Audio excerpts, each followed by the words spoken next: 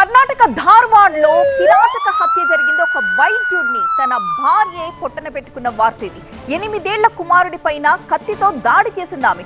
డాక్టర్లుగా చేస్తున్నారు భార్యాభర్తలిద్దరు. భర్త మృతదేహం పక్కనే రీల్స్ చూసుకుంటూ కూర్చుంది భార్య.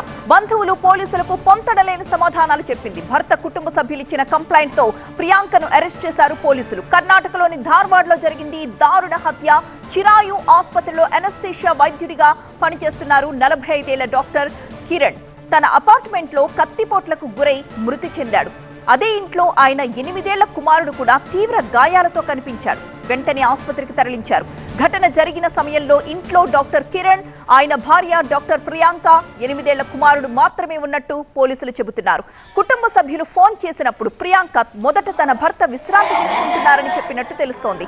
ఆ తర్వాత బయటకు వెళ్లారని చెప్పిందట. దీంతో బంధువులు స్వయంగా అపార్ట్మెంట్ కి వెళ్లి చూస్తే డాక్టర్ కిరణ్ మృతదేహం కనిపించింది. హత్య జరిగిన తరువాత సాధారణంగా ఎవరైనా భయపడటం లేదా పారిపోవడం చేస్తూ ఉంటారు. కానీ ఈ కేసులో నిందితురాలు ప్రియాంక ప్రవర్తించిన తీరు దర్యాప్తు అధికారుల్ని కూడా విస్మయానికి గురిచేసింది. పడక గదిలో భర్త కిరణ్ రక్తపు మడుగులో శవమై పడుంటే పక్కనే 8 ఏళ్ల కొడుకు నిహిత్ కత్తిపోట్లతో ప్రాణాల కోసం పోరాడుతుంటే ప్రియాంక మాత్రం అదే బెడ్ మీద కూర్చుని ఏమీ ఎరగనట్టు గంటల తరబడి మొబైల్ ఫోన్ స్క్రోల్ చేస్తూ కాలక్షేపం చేసింది.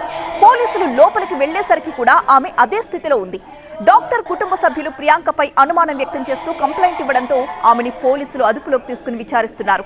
పోస్ట్ మార్టం నివేదిక, తదుపరి దర్యాప్తు తర్వాత అసలు ఘటన ఎలా జరిగింది అన్న విషయానికి సంబంధించి పోలీసులు చెబుతారు.